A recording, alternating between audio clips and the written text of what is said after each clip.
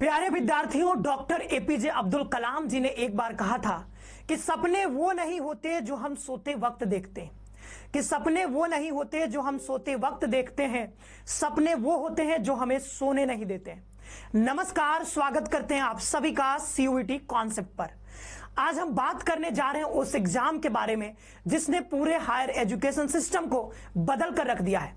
एक ऐसा common platform जहां हर छात्र को मिलता है बराबरी का मौका, चाहे वो किसी भी शहर, किसी भी स्कूल या किसी भी बैकग्राउंड से क्यों ना आता हो।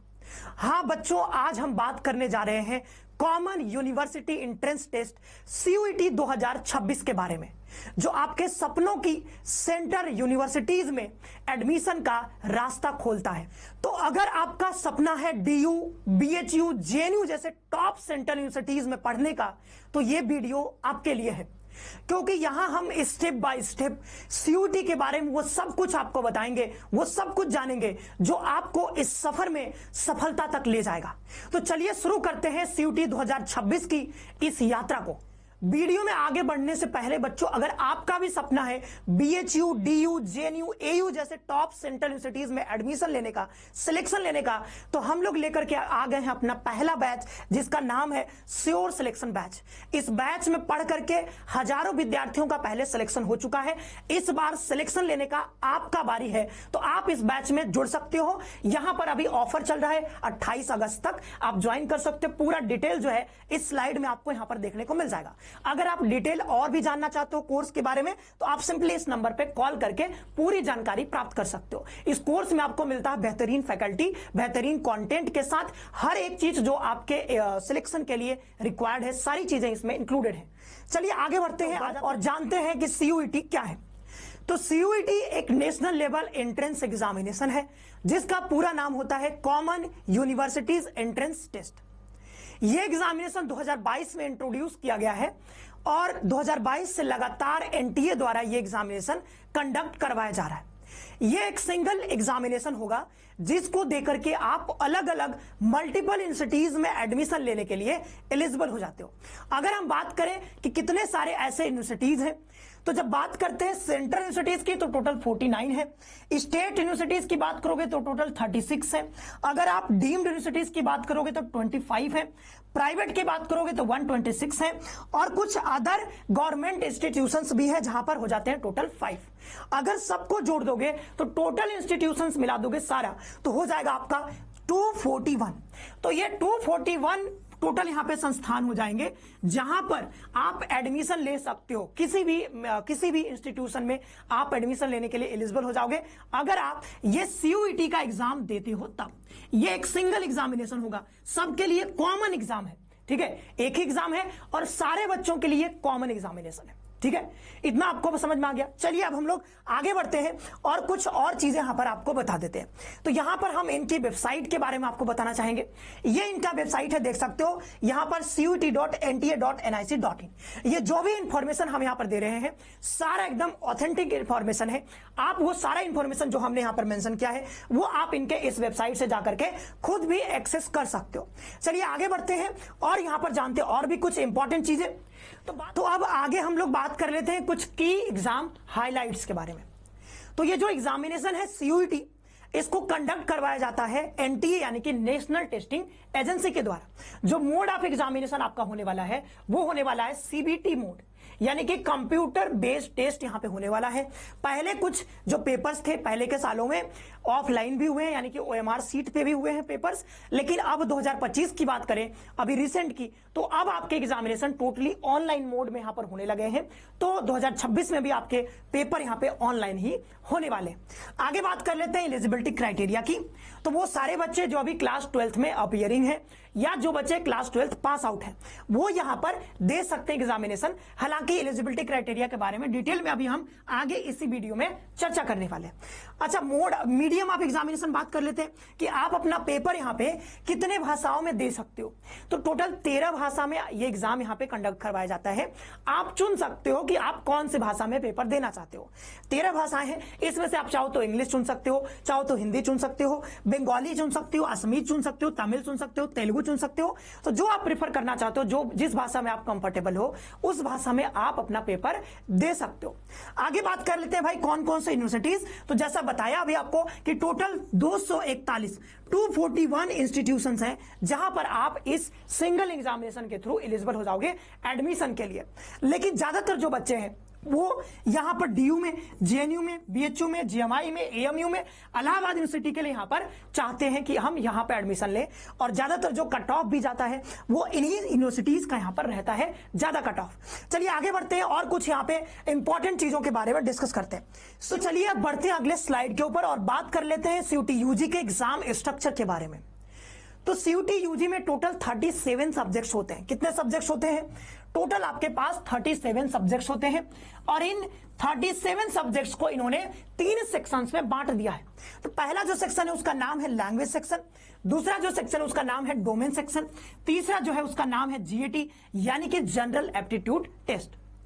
बात करते हैं पहला सेक्शन की, लैंग्वेज सेक्शन की। तो इसमें आपके पास टोटल 13 लैंग्वेज के ऑप्शन होते हैं, जिसमें से आप कोई भी एक चुन लो या फिर अपने प्रेफरेंस के अकॉर्डिंग 2 भी चुन सकते हो, मना ही नहीं है, ठीक है।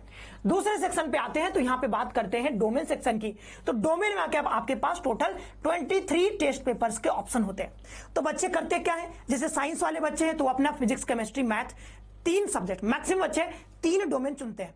आप चाहो तो 2 भी चुन सकते हो, आप चाहो तो 1 भी चुन सकते हो, वो आपके ऊपर है। लेकिन होता क्या है कि अलग अलग सेंट्रल यूनिवर्सिटीज का अपना अलग अलग क्राइटेरिया होता है। जैसे बीएचयू में पढ़ना चाहते हो, बीए करना चाहते हो, तो आपको 1 लैंग्वेज और आपको जीएटी यानी यहां से 1 लैंग्वेज उठा लो, हिंदी या इंग्लिश में से कोई एक, और यहां से जीएटी उठा लो, तो आप यहां पे बीए कर सकते हो। लेकिन बीएचयू में ही अगर आपको बीएससी करना है तो बीएससी करने के लिए आपको फिर पीसीएम यानी कि 3 डोमेन लेना होगा। फिजिक्स, केमिस्ट्री, मैथ ले सकते हो, फिजिक्स, केमिस्ट्री, बायोलॉजी ले सकते हो, या फिर एग्रीकल्चर ले सकते हो, ये सब आपको लेना होता है। तो बीएससी में एडमिशन लेना है बीएचयू में ही, तो ये आपको अलग टेस्ट पेपर लेना होगा, क्राइटेरिया अलग है। बीए में एडमिशन लेना है तो यहां पर जीएटी और आपको लैंग्वेज लेना होगा, हिंदी या इंग्लिश में से कोई एक। तो हर यूनिवर्सिटीज का अलग अलग कोर्सेज का अपना अलग अलग क्राइटेरिया होता है। इस पर एक डेडिकेटेड वीडियो में लेकर के आऊंगा, कमेंट में बताना कि क्या ये डेडिकेटेड वीडियो आप चाहते हो, मैं उस पर डिटेल में बात करूंगा अलग अलग यूनिवर्सिटीज में एडमिशन लेने के लिए कौन कौन सा टेस्ट पेपर का क्राइटेरिया होता है। अभी के लिए मैं बता दूं यहां पे कि यहां पर 13 लैंग्वेज होते हैं, जिसमें से आप 1 चुन सकते हो, 2 चुन सकते हो। डोमेन में मैक्सिमम जो बच्चे होते हैं वो 3 डोमेन चुनते हैं, ठीक है, 3 डोमेन चुनते हैं। तो साइंस वाले बच्चे पीसीएम चुन सकते हो, पीसीबी चुन सकते हो। जो आर्ट्स वाले बच्चे हैं वो अपना जो है ज्योग्राफी, हिस्ट्री, पॉलिटी ये सब चुन सकते हो। जो यहां पर कॉमर्स वाले बच्चे हैं वो जो है यहां पर book keeping, accountancy, business studies, ये इकोनॉमिक्स, ये सारे सब्जेक्ट्स यहां पे ले सकते हो। और ये जो जनरल एप्टीट्यूड टेस्ट है ये अलग होता है, इसमें अलग अलग कोई यहां पे टेस्ट पेपर नहीं है। जीएटी एक अपने खुद में ही एक टेस्ट पेपर है, ठीक है। तो टोटल जो टेस्ट पेपर हो गए आपके पास, यहां से 13, यहां से 23 और यहां से 1, तो टोटल 37 टेस्ट पेपर होते हैं, जिनको इन्होंने 3 सेक्शन में डिवाइड कर रखा है, ठीक है। तो एग्जाम स्ट्रक्चर आई होप कि आपको समझ में आ गया होगा। लेकिन एक बात जो आपको बहुत ध्यान रखनी है वो ये है कि आप जो ये 37 टेस्ट पेपर है, टोटल कितने हैं 37 टेस्ट पेपर, इसमें से आप मैक्सिमम 5 टेस्ट पेपर ही चुन सकते हो, 5 टेस्ट पेपर ही चुन सकते हो, इंक्लूडिंग जीएटी और लैंग्वेज। तो सपोज करो आप 1 लैंग्वेज ले लेते, 1 लैंग्वेज चुन लेते हो, हिंदी या इंग्लिश में से कोई एक, या फिर उर्दू, जो भी आप चुनना चाहते हो। तो 1 लैंग्वेज चुन लेते हो, आप 3 डोमेन चुन लेते हो, जैसे पीसीएम चुन लिया, और आप जीएटी ले लो, ठीक है, जीएटी ले लो। तो टोटल कितने हुए हमारे पास 3, 1 4 और 1 5, तो 5 टेस्ट पेपर हमने चुन लिए। और जनरली जो बच्चे टेस्ट पेपर चुनते हैं वो यही चुनते हैं। लेकिन आप ध्यान रखना कि पहले चुनने से पहले आपको यह ध्यान रखना है कि आपको कहां, कौन से यूनिवर्सिटीज में एडमिशन लेना है, कौन से यूनिवर्सिटी को आप टारगेट कर रहे हो, और उस यूनिवर्सिटी में आपको कौन से कोर्स में एडमिशन लेना है। जब ये आपको पता चल जाएगा, जब आपको ये दिमाग में क्लियर रहेगा, तो आपको ये ऑटोमेटिक पता चल जाएगा कि हमको कौन सा टेस्ट पेपर लेना चाहिए। डेडिकेटेड वीडियो जब लेकर के आएंगे तो वो हम वहां से बता देंगे, उसको जरूर से विजिट कर लीजिएगा, देख लीजिएगा। मूव करते हैं आगे और बात करते हैं सीयूटी यूजी 2026 के लिए एलिजिबिलिटी क्राइटेरिया क्या रहने वाला है। तो यहां पर हमने टोटल 3 एलिजिबिलिटी क्राइटेरिया मेंशन किए हैं। सबसे पहला जो क्राइटेरिया है वो है एजुकेशनल क्वालिफिकेशन का। तो जो भी बच्चे क्लास 12th में अभी अपीयरिंग है, यानी 2026 में अपीयरिंग है, या फिर जो बच्चे क्लास 12th पास आउट हैं, वो इस एग्जामिनेशन को दे सकते हैं। दूसरा जो एलिजिबिलिटी क्राइटेरिया वो है आपके पास मिनिमम मार्क्स का। तो अगर आप जितना भी मार्क्स लेकर के आते हो, इवन अगर आप पास आउट हो सिंपली, मतलब आपके 33-34% भी है पास आउट के लिए जितने रिक्वायर्ड होते हैं उतने परसेंटेज है, तो भी आप ये एग्जाम को दे सकते हो, सीयूटी के एग्जाम को दे सकते हो। अगर आप यहां पर अपीयरिंग हो तब भी दे सकते हो। लेकिन एक बात जो ध्यान रखनी है, यहां पे लिखा गया है, however participating universities may set their own minimum percentage criteria, that is 50% for general, 45% for SC ST in many cases। ठीक है, तो जैसे बात करते हैं हम, जैसे आपको बीएचयू में बीएससी में एडमिशन लेना है, तो बीएससी के लिए बीएचयू ऐसा कह सकती है कि भाई अगर आप हमारे यहाँ बीएससी में एडमिशन लेना चाहते हो तो जनरल कैटेगरी के लिए आपके पास 45%, 50%, जो भी ये क्राइटेरिया यूनिवर्सिटी सेट कर सकती है। लेकिन जब हम बात करते हैं सीयूटी एग्जामिनेशन को कौन कौन दे सकता है, तो वहां पर सिंपली अगर आप पास आउट हो, अपीयरिंग हो, आप एग्जाम दे सकते हो, नो मैटर कि आपके क्लास 12th में कितने परसेंट आने वाले हैं या फिर आए, उससे कोई फर्क नहीं पड़ता है।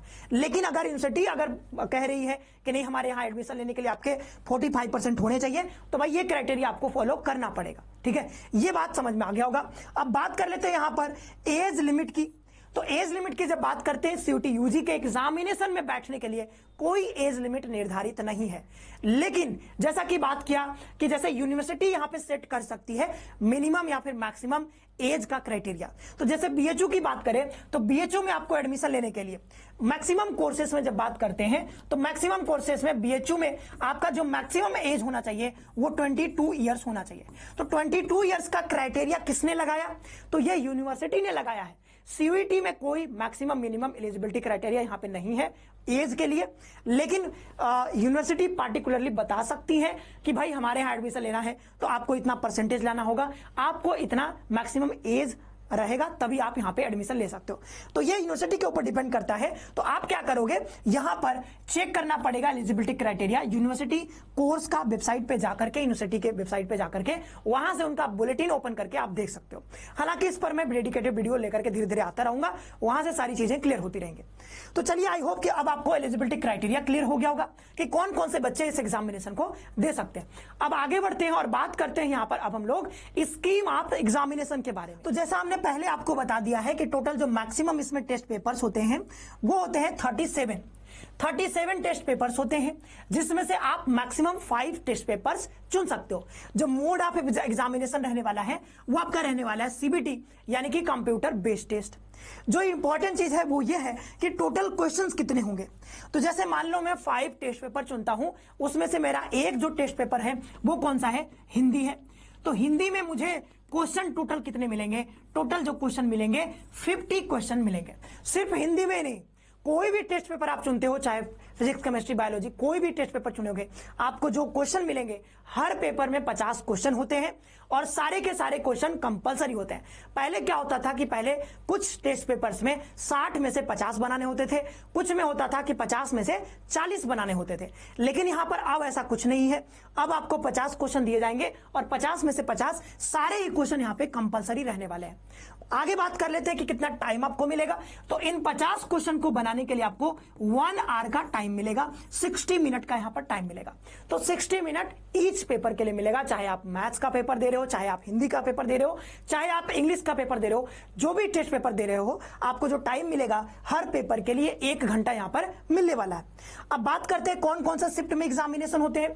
तो यहां पर मल्टीपल शिफ्ट में, अलग अलग शिफ्ट में एग्जामिनेशन होते हैं। मॉर्निंग में भी होता है, इवनिंग में भी होता है। तो डिपेंड करता है कि जब एडमिट कार्ड आएगा तो उसमें कौन सा शिफ्ट मेंशन है, उसके हिसाब से आप जो है टेस्ट पेपर अपना देते हो, उस हिसाब से आप अपना पेपर देते हो। अब आगे बात कर लेते हैं the pattern of question paper. तो जो आपका क्वेश्चन पेपर होता है, जो आपका एग्जाम होता है, वो मल्टीपल चॉइस क्वेश्चन यहां पे पूछे जाते हैं उसमें। ठीक है, यानी कि एमसीक्यू यहां पर क्वेश्चंस होते हैं। ठीक है, डिस्क्रिप्टिव नहीं होता एग्जाम। आपके पास यहां पर क्वेश्चन होता है और क्वेश्चन के सामने यहां पर जैसे ओएमआर सीट होता है, तो एमआर सीट में आपको पता है कि 4 ऑप्शन दिए जाते हैं। तो 4 ऑप्शन में से आपको एक गोला भरना होता है जो सही होता है। ठीक है, तो मान लो ऑप्शन नंबर बी सही है, तो आप यहां पर 4 ऑप्शन में से बी जो है सेलेक्ट कर देते हो। लेकिन अब क्योंकि ऑनलाइन एग्जामिनेशन होगा, सीबीटी मोड में होगा, तो आपको ये ओएमआर सीट नहीं दिया जाएगा, लेकिन आपको कंप्यूटर में ही यहां पर ये क्वेश्चन होगा। ठीक है, ये क्वेश्चन होगा, क्वेश्चन पढ़ा और 4 ऑप्शन होंगे, तो उसमें से आप जो भी सही होगा उसको आप टिक कर देते हो। ठीक है, तो ये मल्टीपल चॉइस टाइप क्वेश्चन यहां पे आपको दिए जाते हैं। तो इस हिसाब से यहां पर आपको ये पेपर देखने को मिलता है। चलिए आगे बढ़ते हैं और यहां पे बात कर लेते हैं। अब अगला हम बात कर लेते हैं सेक्शन नंबर 1 जिसका नाम था लैंग्वेज सेक्शन। ठीक है, तो लैंग्वेज सेक्शन में जैसा पहले बताया कि टोटल हमारे पास 13 लैंग्वेज थे।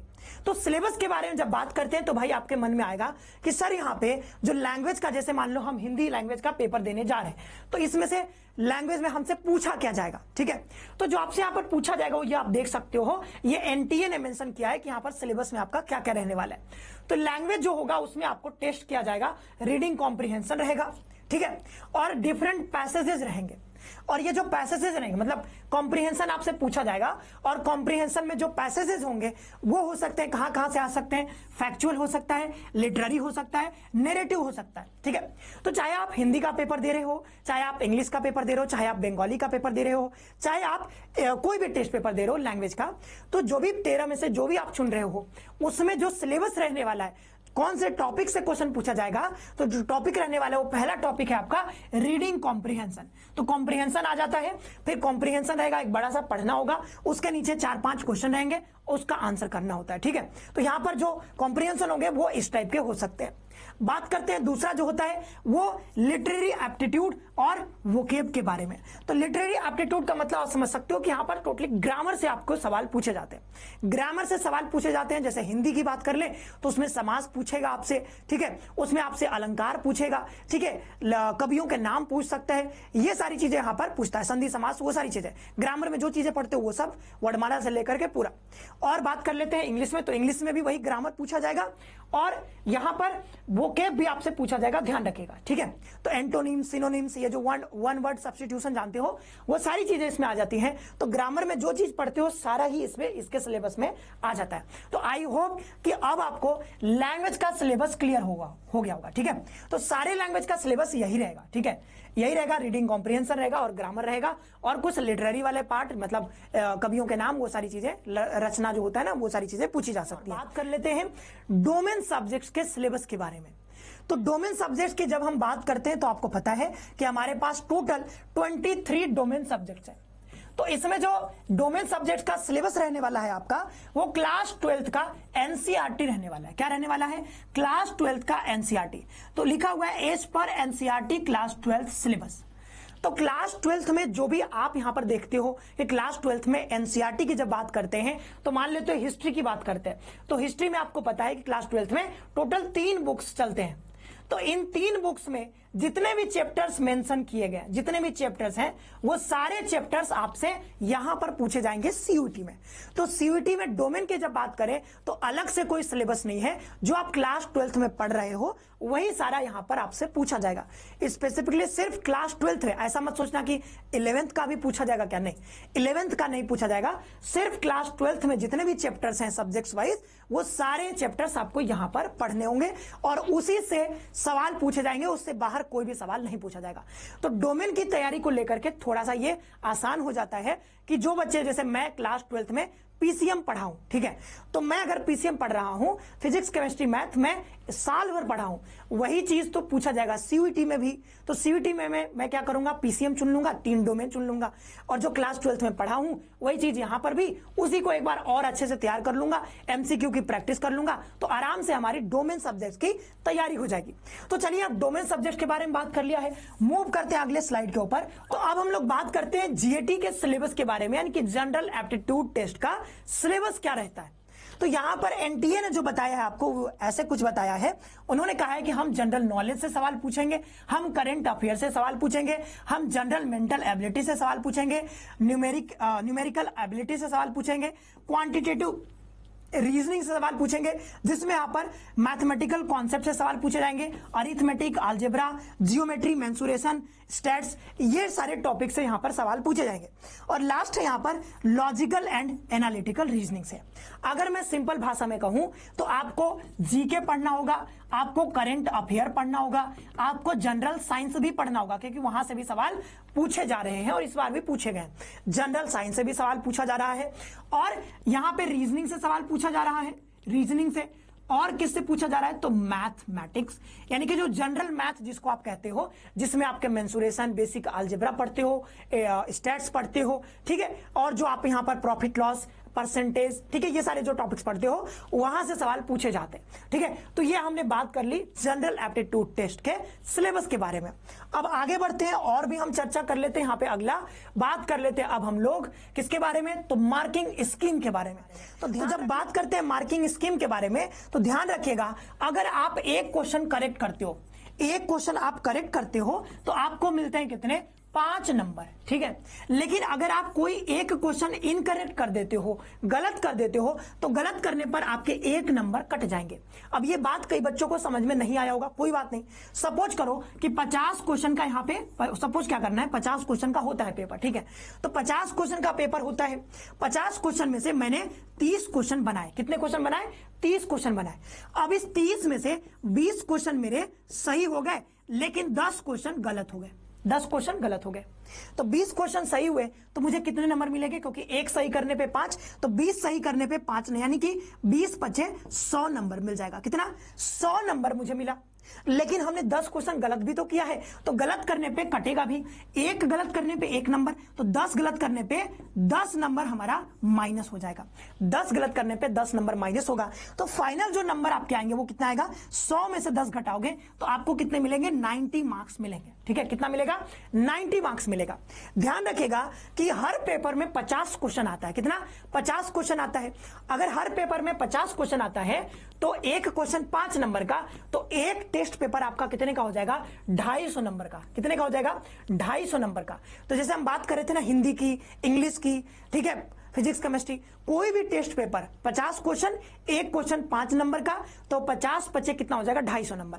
तो हर टेस्ट पेपर के जो मैक्सिमम मार्क्स होते हैं वो कितना होता है, 250 नंबर होता है। तो जैसे मैंने यहां पर क्या किया कि 250 नंबर में से कितना लाया, सिर्फ 90 नंबर लाया। 250 में से कितना आया, 90 नंबर, क्योंकि मैंने 30 क्वेश्चन बनाए 50 में से और 20 सही हुए, 10 गलत हो गए, तो सिर्फ 250 में से कितने मिले, 90 नंबर मिला। आई होप कि ये मार्किंग स्कीम आपको समझ में आ गया होगा। अगर आप कोई क्वेश्चन छोड़ देते हो, अटेम्प्ट नहीं करते हो, तो उसके लिए कोई भी यहां पर नंबर आपके नहीं कटेंगे। तो चलिए अब हम लोग आगे बात कर लेते हैं एग्जाम सिटी सेंटर के बारे में। ठीक है, तो अगर हम आउटसाइड इंडिया और inside India total examination city को मिला दें, ठीक है, कि कौन कौन सा सिटी में आपका एग्जामिनेशन होता है, तो टोटल ऐसे 300 सिटीज हैं जहां पर एग्जामिनेशन आपका कंडक्ट करवाया जाता है।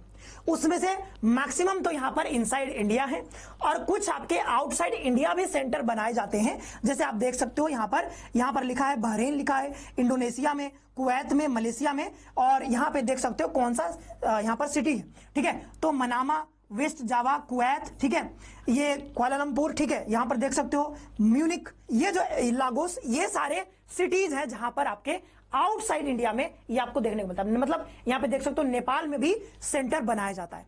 तो इनसाइड इंडिया में तो बनाया ही जाता है सेंटर सीयूटी का, आउटसाइड इंडिया भी जो है बहुत सारे सेंटर्स आप देख सकते हो, इतने सेंटर्स, ठीक है, इतने सेंटर्स यहां पे आउटसाइड इंडिया आप देख सकते हो 286। तो 285 सेंटर्स इधर होते हैं।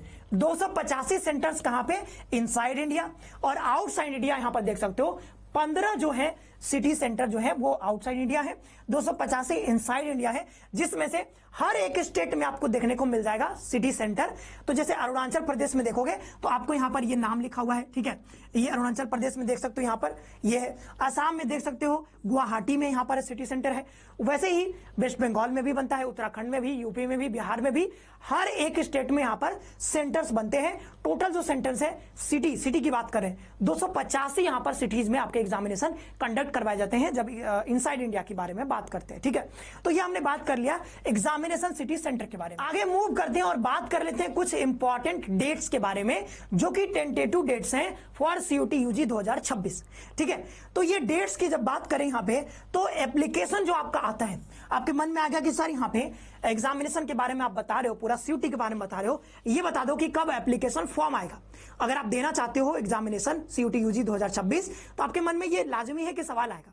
तो यहां पर जब बात कर लेते हैं एप्लीकेशन, तो एप्लीकेशन जो स्टार्ट होता है वो आपका आ जाता है लगभग फरवरी के महीने में।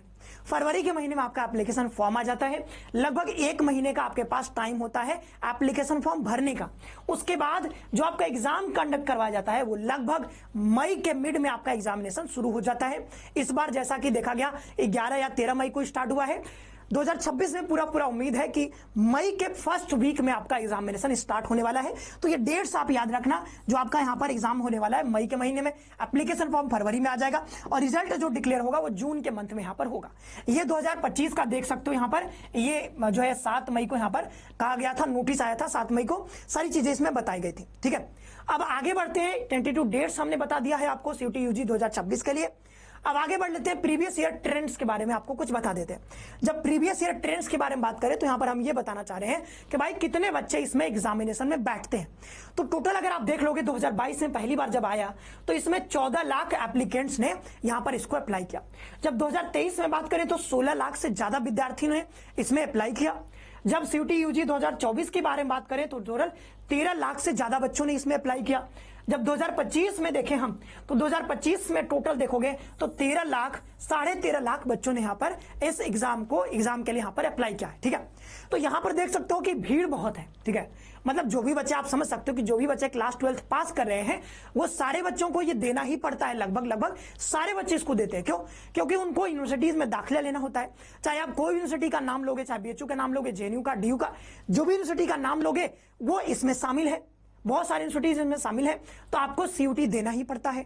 तो मैक्सिमम जो बच्चे क्लास 12 पास करते हैं या जो बच्चे अपीयरिंग होते हैं वो सारे बच्चे इस एग्जाम को देते हैं, इसलिए आपको इतना संख्या देखने को मिल रहा है। 13 लाख, 14 लाख, 16 लाख ये संख्या आपको देखने को मिल रहा है। तो अगले साल भी मान के चलते लगभग 14 लाख बच्चे इसमें एग्जामिनेशन देंगे। ठीक है, लेकिन ये भीड़ को देख करके घबराना नहीं है। बहुत सारे बच्चे इसमें एग्जाम देते हैं, लेकिन सफल वही होता है जो मेहनत करता है, जो कंसिस्टेंसी के साथ लगातार जो है प्रैक्टिस करता है। ठीक है, और प्रैक्टिस करते करते एमसीक्यू की प्रैक्टिस बहुत अच्छे से कर रहा है, लगातार वो पढ़ाई पे ध्यान दे रहा है, कंसिस्टेंसी के साथ मेहनत कर रहा है, हार्डवर्क कर रहा है, तो जरूर वो एक अच्छे यूनिवर्सिटी में पहुंच पाता है। नहीं तो कई सारे बच्चे इसमें हैं, लाखों विद्यार्थी इसमें एडमिशन जो है एग्जाम दे रहे हैं, लेकिन हर बच्चे को एडमिशन नहीं मिल पाता है बीएचयू, जेएनयू, डीयू जैसे संस्थानों में।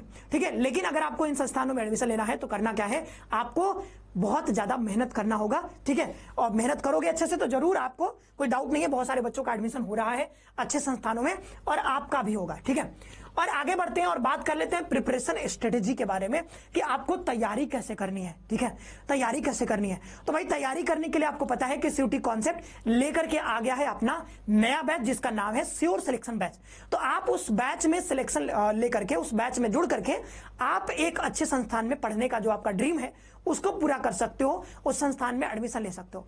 चाहे आप आर्ट्स स्ट्रीम से बात करें, चाहे आप यहाँ पर साइंस स्ट्रीम से आप हो, चाहे आप कॉमर्स स्ट्रीम से हो, सारे स्ट्रीम के लिए हमने कोर्स लॉन्च कर दिया है। 28 अगस्त तक इसमें ऑफर है, तो उसमें जाकर के एडमिशन ले सकते हो और अपनी तैयारी को बेहतर बना सकते हो। अब यहाँ पे बता देते हैं कि आपको तैयारी कैसे करना है, स्ट्रेटेजी थोड़ा सा बता देते हैं। देखो, क्लास 12 का जो टेक्स्ट बुक है, ठीक है, क्लास 12 एनसीईआरटी, उसको आपको मास्टर कर लेना है। अगर हम बात करते हैं ना डोमेन की, तो डोमेन में तो आपको कुछ करना ही नहीं है। जो डोमेन में एनसीईआरटी में जो टॉपिक्स दिए गए हैं डोमेन के लिए, वो सारे टॉपिक्स को आपको मास्टर कर लेना है। एमसीक्यू की बार बार प्रैक्टिस करनी है। अगर आप इतना कर लेते हो, आपको उस एनसीईआरटी से बाहर कोई किताब पढ़ने की जरूरत नहीं है। सिर्फ एनसीईआरटी को पढ़ लो डोमेन के लिए, आपका सारा क्वेश्चन बन जाएगा। जितना भी क्वेश्चन आएगा एनसीईआरटी से आएगा, बाहर से कोई क्वेश्चन नहीं आता है।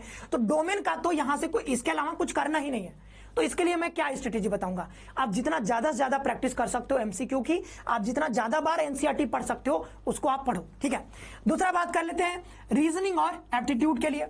तो जैसा जीएटी के बारे में बात कर रहे थे, तो जीएटी में आपको पता है कि रीजनिंग आएगा और जनरल एप्टीट्यूड टेस्ट भी आएगा। तो भाई इसके लिए मैं यूट्यूब पे भी क्लासेस लेकर के आऊंगा, उसको आप देख सकते हो। या फिर अगर आपको करना है बहुत बेहतरीन तरीके से सिलेबस को कवर करना है, तो मैं यहां पर अपने इस कोर्स में श्योर सिलेक्शन बैच में रीजनिंग और एप्टीट्यूड टेस्ट दोनों के ही क्लासेस ले रहा हूं लगातार। तो इसमें जुड़ करके हमारे साथ पूरा सिलेबस अच्छे से कवर कर सकते हो। ठीक है, और बात कर लेते हैं कि आपको अपने एंड से क्या करना है। तो अपने एंड से कोई किताब आप ले सकते हो रीजनिंग की और यहां पर जनरल मैथ्स की, और उसमें जितने भी टॉपिक्स दिए गए हैं, अभी सिलेबस के बारे में बाद में हम डिस्कस करेंगे। सिलेबस आपको बताएंगे कि आपको रीजनिंग में क्या पढ़ना है, उसके लिए अलग से वीडियो आएगा। एप्टीट्यूड टेस्ट में यानी कि मैथ्स में आपको क्या क्या टॉपिक्स पढ़ना है, वो सिलेबस का वीडियो देख लेना, और उसके बाद आप अपनी तैयारी शुरू कर सकते हो। खुद से भी तैयारी करना चाहते हो तो वो अपने घर पे बैठ करके, ठीक है, किताबों की मदद से आप तैयारी कर सकते हो। एक अच्छी सी किताब खरीद लेना मार्केट से, ठीक है, तो वहां से मार्केट से किताब खरीद कर, मैं बुक का नाम नहीं ले रहा हूं यहाँ पे, बट आप जानती हो कुछ अच्छी बुक्स होती है मार्केट मार्केट में, वो बुक्स रीजनिंग के बुक्स ले लो, एप्टीट्यूड के टेस्ट के बुक्स ले लो यहाँ पे, और वो लेकर के आप अपनी तैयारी शुरू कर सकते हो। सिलेबस का वीडियो मैं बना ही दूंगा, तो टॉपिक्स आप अपने नोटबुक में मेंशन कर लेना कि ये टॉपिक कवर करने हैं। किताब से आप अच्छे से उसको कवर करो। तो पहले थियरी कवर करो, थियरी कवर करने के बाद आप उससे रिलेटेड एमसीक्यू की प्रैक्टिस करो, और एमसीक्यू के साथ साथ फिर आप पीवाईक्यू लगाओ। तो सीयूटी में जो अभी तक पीवाईक्यू, जितने भी पीवाईक्यू हैं वो सारे पीवाईक्यू आपको प्रैक्टिस करने हैं। फिर यहाँ पर करंट अफेयर के लिए, तो करंट अफेयर के लिए अभी बहुत हो हल्ला नहीं मचाना है, बहुत परेशान नहीं होना है, ठीक है। लास्ट में भी आप इसके प्रिपरेशन कर सकते हो। बहुत सारे क्वेश्चन करंट अफेयर से नहीं पूछा जाता है, कुछ ही मतलब 4-5 क्वेश्चन आते हैं, तो उसके लिए कोई किताब, कोई मैगजीन पढ़ने की जरूरत नहीं है। अगर आप न्यूज़पेपर पढ़ने की आपके पास आदत है तो उसको आप पढ़ते रहो, उस आदत को कंटिन्यू करो। और बाद में जो है रजनीश सर की जो है यहाँ पर करंट अफेयर की क्लास आएगी ही, आती ही, हर साल आती है, तो उसको कर लेना, उससे आपका पूरा जो है क्लियर हो जाएगा। और जीके के लिए आप कोई लूसेंट की किताब, जैसे आप जानते हो लूसेंट, या फिर इसके अलावा भी मार्केट में कई सारी किताबें आती हैं, उसको लेकर के जीके पर थोड़ा पकड़ बढ़ाओ, ठीक है। और सबसे बढ़िया किताब तो लूसेंट ही है, उसको आप अच्छे से पढ़ लो, ठीक है। और मॉक टेस्ट आपको बाद में देना है, अभी नहीं देना है। पहले आप ये थियरी पर कमांड बनाओ, पीवाईक्यू को प्रैक्टिस करो, देन हम बाद में कहेंगे कि आपको मॉक टेस्ट देना चाहिए। तो मॉक टेस्ट बाद में देना है, अभी आप 5 महीने तो बहुत अच्छे से पहले ये सब थियरी कवर करो, थियरी के बाद पीवाईक्यू करो, उसके बाद आपको मॉक टेस्ट देना है स्पीड और एक्यूरेसी को सुधारने के लिए, कि भाई आपको 1 घंटे में 60 क्वेश्चन सॉल्व करने हैं, तो आप वो कर पा रहे हो कि नहीं कर पा रहे हो, और एक्यूरेसी कैसी है वो सब टेस्ट करने के लिए वो बाद में करना होता है। तो लास्ट के 2-3 महीने में आप ये करना, अभी के लिए तो ये जो बताया वो करो। और स्मार्ट रिवीजन करना है, ठीक है। तो रिवीजन प्लान जरूर बना है, नो मैटर कि आप कितना पढ़ते हो, आप नया कितना टॉपिक पढ़ लेते हो, वो उतना मैटर नहीं करता है। जब तक आप रिवीजन नहीं करोगे आप बेहतर प्रदर्शन नहीं कर पाओगे। तो बेहतर प्रदर्शन के लिए आपको बार बार रिवीजन करना है, और रिवीजन करने के लिए आपको नोट्स मेकिंग तो करना ही चाहिए। तो जो भी बच्चे पढ़ रहे हो, ठीक है, तैयारी कर रहे हो, जो भी टॉपिक आप पढ़ रहे हो उसके एक शॉर्ट नोट्स बना लो, हैंड रिटन, खुद से नोट्स बनाओ, और उस नोट्स की बार बार प्रैक्टिस करो। प्रैक्टिस करोगे, प्रैक्टिस इज द की, ठीक है, आप जानते ही हो, तो वो आप कर लेना, ठीक है। और प्लान करना है, पहले आप देखो, will begin is half done, ठीक है, एक लाइन आपने सुनी होगी, will begin is half done.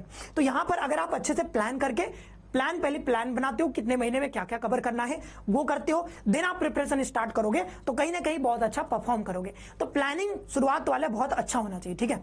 तो चलिए आगे बढ़ते हैं। हमने कुछ टिप्स यहाँ पे दे दिए हैं, इस पे हालांकि डिटेल में वीडियो बन सकता है, अगर आपको आप चाहते हो कैसे तैयारी करनी है, 8-9 महीने में पूरा सिलेबस कैसे कवर करना है, ठीक है, तो वो हम बता देंगे, मंथ वाइज क्या क्या कवर करना है, तो आप बताना कॉमेंट करके।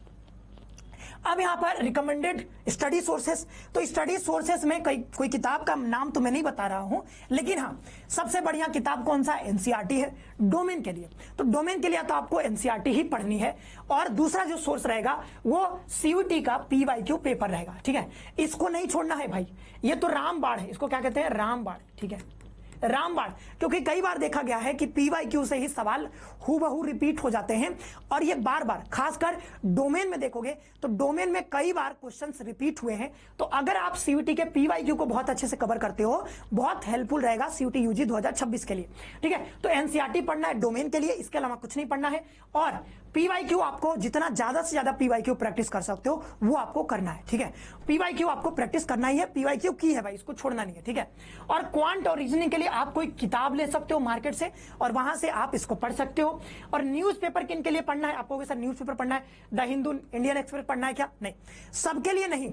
जो बच्चे इंग्लिश लैंग्वेज लेंगे, वो उन बच्चों को कई बार कॉम्प्रिहेंशन सॉल्व करने में दिक्कत आती है। तो अगर आप अभी से ये सारे न्यूज़पेपर पढ़ोगे, कोई भी न्यूज़पेपर जो आपको अच्छा लगता है, अगर आप पढ़ना स्टार्ट करते हो, तो कॉम्प्रिहेंशन का जो क्वेश्चन आएगा लैंग्वेज में, उसमें आपको तनिक भी प्रॉब्लम नहीं होगा, थोड़ा भी प्रॉब्लम नहीं होगा। तो आप जो है इसको पढ़ सकते हो। ये सभी के लिए नहीं है, और ये कंपलसरी भी नहीं है, अगर आप चाहते हो, आपकी मर्जी है तो पढ़ सकते हो।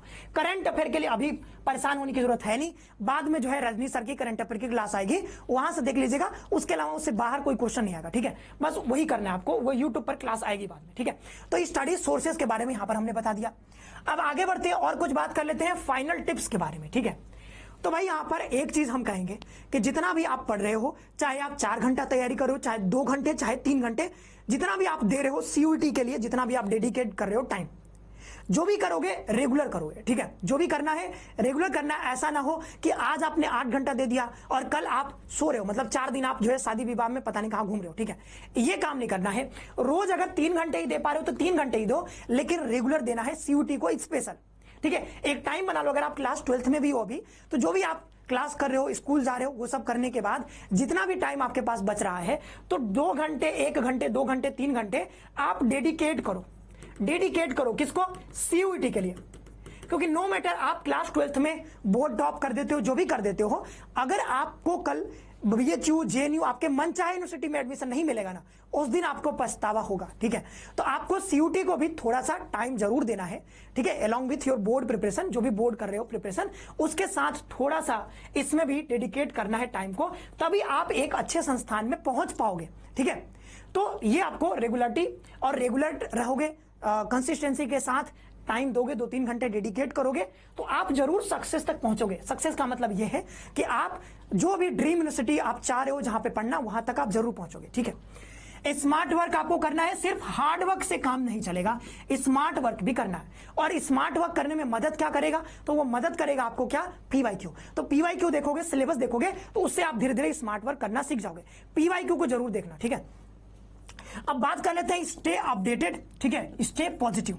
तो जो भी यहां पर CUT से रिलेटेड जो भी इंफॉर्मेशन आते हैं, नई नई इंफॉर्मेशन, वो हम आपको यहां पर देते रहते हैं, वो आप देखते रहेगा, इसी चैनल के माध्यम से मिलता रहेगा, और हमेशा पॉजिटिव रहना है। ठीक है, ये नहीं सोचना है कि भाई यहां पर 13-14 लाख बच्चे यहां पर आ रहे हैं, ये पेपर दे रहे हैं, ये नहीं सोचना है। ये सोचना है कि भाई BHU में हमको एडमिशन लेना है, और BHU में अगर BA में 700 सीट है, 500 सीट है, 400 सीट है, जितने भी सीट्स हैं, उसमें से मुझे बस 1 सीट चाहिए। इसके लिए मुझे मेहनत करनी है, और मैं सिर्फ मेहनत पे, हार्डवर्क पे फोकस करूंगा, ना कि इस चीज पे कि भाई यहां पर 13 लाख 14 लाख बच्चे पेपर दे रहे हैं। ठीक है, तो वो संख्या पर, भीड़ पर फोकस नहीं करना है, अपने ऊपर फोकस करना है। रोज आपको थोड़ा थोड़ा इंप्रूव करते चलना है हार्डवर्क के साथ। ठीक है, तो आप जरूर जो है अपने सक्सेस तक पहुंचोगे।